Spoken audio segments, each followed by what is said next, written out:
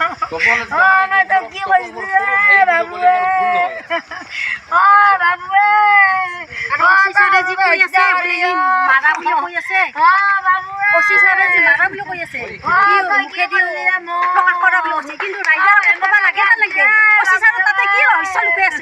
আমি সেইটো জানিবা বহুত ইচ্ছা যাই আছে দুখীয়া মানুহৰ বিচাৰ নাই নেকি এই ন্যায় লাগে আমাক উচিত বিচাৰ লাগে এটা মাতৃ হেৰাই গৈছে এটা বুকৰ পুলিচে নহয় গৈছে মাকৰ উচিত বিচাৰ লাগে ছাৰে কিয় কৈ আছে বোলে সি চিকাৰ কাটছি ৰাইজৰ আগত কিয় ওলাব পৰা নাই তাই ল'ৰাটো নাচি খালি মোৰ ল'ৰাটো মাৰিব সেইটো কথা নেকি ছাৰৰ কি এটা ৰহস্য লুকাই আছে ছাৰে আমাক ক'ব লাগিব কালি আমি ধাৰণা দিম 12টা বজাত যাম আমি সেইটো কথা নহয়তো আজি তাইৰ চলি পচি তাইৰ কালি তাইৰ মৰব কালি মোৰ মৰব সেইটো কথা হ'ব নেকি ছাৰে কি দুৰ্ঘটনা ছাৰৰ যদি ল'ৰাটো মৰে ছাৰে সেনেকে বহি থাকিব নেকি ছাৰে বহি থাকিব ছাৰৰ ল'ৰাটো মৰিছে খাই পেলাই দোকানদাৰে বহি আছে কিনি লৈছে কি এগলা আইন নেকি এগলা আইন হ কাবাৰ এটা ল'ৰা মৰি যাব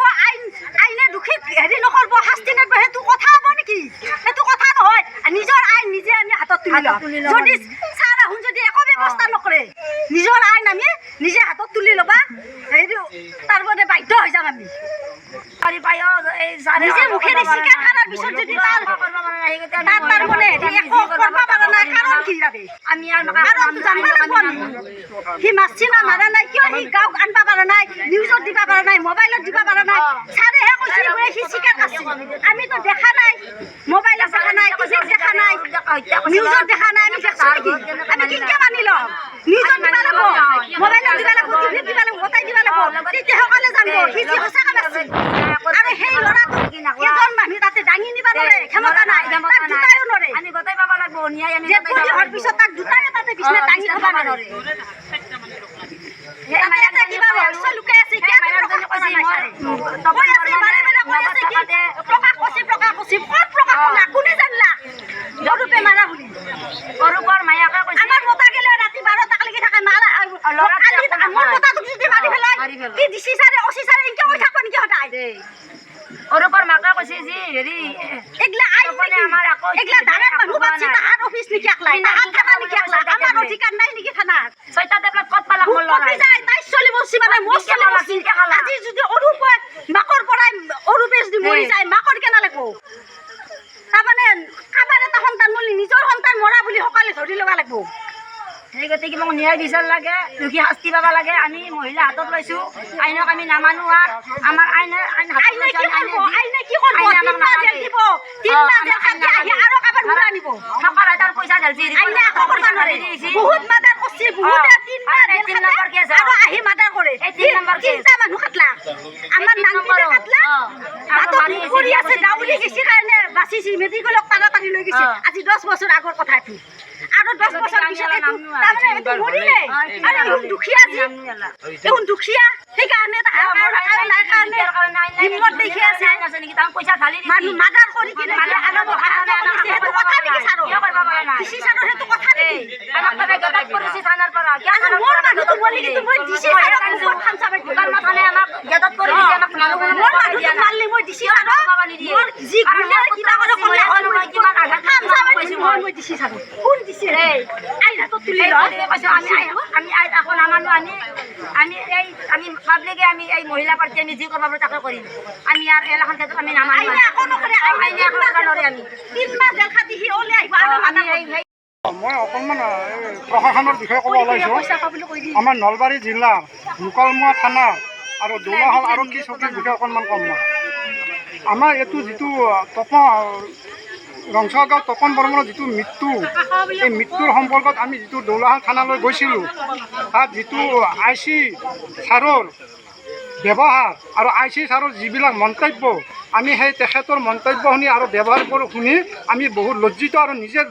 দুখিত বুলি আমি ভাবিছোঁ লগতে তেখেতৰ যিটো ব্যৱহাৰে আৰু তেখেতৰ যিটো চক্ৰান্ত বুদ্ধিয়ে আমাক দৌলাশাল থানাৰ পৰা নি মুকলমা থানালৈ লৈ গ'ল আমাক মাতি কিনে তাত গৈ আমাৰ যিখিনি সমাজখিনি গৈছিলোঁ এই সমাজখিনিত তাতে মুকলমা থানাৰ OC ছাৰে সেই তেওঁলোকৰ সহায়কাৰী পুলিচ বিষয়াসকলক আৰু তাতে মহিলা সহায়কাৰী পুলিচ বিষয়াবিলাকক আমাক যিটো দুৰ্ব্যৱহাৰ কৰিছে তাত আমি দুখিত হৈছোঁ সমাজখনে। আমাৰ তাত এজন মহিলা পুলিচ আছিল, তেখেতে আমাৰ মৃতকৰ মৃত সন্তান এটা মৰি গৈছে তেখেতে কিমান আত্মহাৰা হৈ আছে। তেখেতে জিৰণি লোৱাৰ কাৰণে জিৰণি চৰাত বহিবলৈ গৈছিল আৰু সেই সময়তে সেই মহিলা পুলিচগৰাকী আহি তেখেতক সেই জিৰণি চৰাৰ ভিতৰৰ পৰা গতিয়াই বাহিৰ কৰি দিছিল। গতিকে এইবিলাক কি প্ৰশাসনৰ নিয়ম নেকি? তেখেতৰ ঘৰ ৰামপুৰত বুলি শুনিছোঁ, জানো যে ৰামপুৰত ঘৰ শুনিছোঁ, কিন্তু তেখেতৰ নাম কি মই নাজানো সেইটো। কিন্তু মানুহজনে মই চিনি পাওঁ, কাৰণ আমাৰ ভেবলাছ চকেদিয়ে তেওঁলোকে অহা যোৱা কৰি থাকে, সদায় দেখা পাই থাকোঁ। কিন্তু তেখেতৰ নেচাৰবিলাক অলপ বেয়া আৰু তেখেতে এটা বদনাম কৰিছে যে এনেকুৱা বদনাম কৰিছে তেওঁ দমদমা গাঁৱত, ৰামপুৰ গাঁৱত, যে এনেকুৱা কেছত গৈছিল, মই এনেকুৱা পাৱাৰ মই সমাজক বা গাঁৱৰ মানুহখিনিক মই থানাৰ ভিতৰলৈ সোমাব নিদিলোঁ, মোক ইমান পাৱাৰ দিছে। কোনে দিছে তেওঁক সেই পাৱাৰটো? আমি জানিব লাগে। আৰু তেখেতে পুলিচক ড্ৰেছযোৰা পিন্ধি তেখেতে যিটো মাতালিৰে কৰিছে, তেখেতে যিটো প্ৰজাতিৰ মৰ্যাদা থাকি বাহিৰত গৈছে, মৰ্যাদা থাকিব লাগিছিল, সেই মৰ্যাদা এৰি তেখেতে সাধাৰণ মানুহৰ দৰে যিটো ব্যৱহাৰ কৰিছে আমাৰ জনসাধাৰণক, এই আইনে এইটোহে শিকাইছে নেকি তেওঁ? তেখেতক আচলতে মোৰ মতে তেখেতে যিটো আমাক ৰাইজক অন্যায় কৰিছে, আচলতে তেখেতে পুলিচ বিষয়া হোৱাতকৈ এজন মোৰ নিচিনা লেবাৰ হোৱাটো মই তেখেতক কামনা কৰোঁ। আৰু মই বুজিছোঁ যে তেখেতসকলে যিটো হেমাহি কৰিছে থানা অচি ছাৰৰ পৰা আমি যিটো ব্যৱহাৰ পাইছোঁ, পুলিচ বিষয়া এজনে মোক কৈছিল তাতে এজন দাস ছাৰ বুলি এজন দাস নামৰ উপাধি নামৰ ছাৰ আছিল, তেখেতে কৈছিল আমাক অচি ছাৰে কৈ গ'ল মোকালমোৱা থানাত যাব যে হেৰি তোমালোকে ইয়াত ৰখি থাকা, আমি 1 ঘণ্টাতে আমি আসামী ধৰি লৈ আহিছোঁ। কিন্তু ক'ত আসামী ধৰিব? আধা ঘণ্টাৰ পিছত ক'লে যে তোমালোকে মোকালমোৱা লৈ যোৱা। আমি সেই বুলি মোকালমোৱাত গ'লোঁ, কিন্তু তেখেতে কৈছে যে তোমালোকে যোৱা, আমি নাযাওঁ বুলি কোৱাৰ পিছত কৈছে যে তোমালোকে যাবা নাযোৱা নাই, তোমালোকে যদি হেৰিক চাবলৈ যোৱা তাতে মোকালমোৱা থানাত যোৱা। তেতিয়া মই প্ৰশ্ন কৰিছিলোঁ, আমিতো বেমাৰী নিয়া নাই তাত, এম্বুলেঞ্চ আপুনি এম্বুলেঞ্চ নিয়া বুলি ভাবিছে, বেমাৰী খবৰ ল'ব যাম নেকি তাত আমি? মই তেনেকৈ ব্যাখ্যা কৰিছোঁ। তেতিয়া তেখেতে আই চি ছাৰে কয় তুমি অলপ বেছিকৈ কৈছা। মোৰো বেছি কোৱা নাই, বেমাৰী নে নে কি সেইটোহে চাব লাগে, কিন্তু আমাৰ আসামীহে চাবলৈ যাব লাগে। আপুনি এইটো আধা ঘণ্টা সময় দি আপুনি পলৈছে কিয়? মই এনেকৈ তেখেতক কৈছিলোঁ। আৰু তেখেতৰ আমি যেতিয়া তেখেতৰ কাৰ্যালয়ৰ ভিতৰ ৰুমৰ ভিতৰত সোমাই যাওঁ, তেখেতৰ যিটো নেচাৰ আমি আচলতে খুব দুখিত। তেখেতে তাৰমানে টেবুলখনত মাথাটো লগাই দিয়ে, মানুহৰ ওপৰৰ ফালে নাচায় তেখেতে। তাৰমানে তেখেতে কি ভাবি বা তেনেকুৱা কৰে? কিবা লেনদেন আছে নেকি টকা পইচাত? তেখেতৰ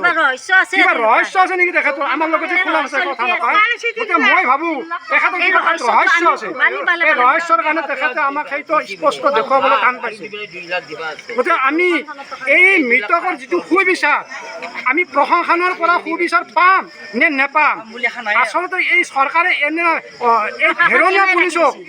এই প্ৰশাসনৰ বিষয়া হিচাপে কিয় দায়িত্ব দিছে অসম চৰকাৰে? মই এইটোত বৰ দুখিত। মই আজি প্ৰশ্ন সুধিব বিচাৰিছোঁ হিমন্ত বিশ্ব শৰ্মা, অসমৰ মুখ্যমন্ত্ৰী হিমন্ত বিশ্ব শৰ্মা, মই প্ৰশ্ন সুধিব বিচাৰিছোঁ যে এনেকুৱা অসৎ ব্যক্তিক পুলিচ বিষয়া হিচাপে কিয় দায়িত্ব দিছে? তাতকৈ আন এজনক দায়িত্ব নিদিব, আমাৰ নিচিনা সাধাৰণ মানুহক দায়িত্ব দিওঁ, তথাপিও আমি চলাব পাৰিম প্ৰশংসা, এই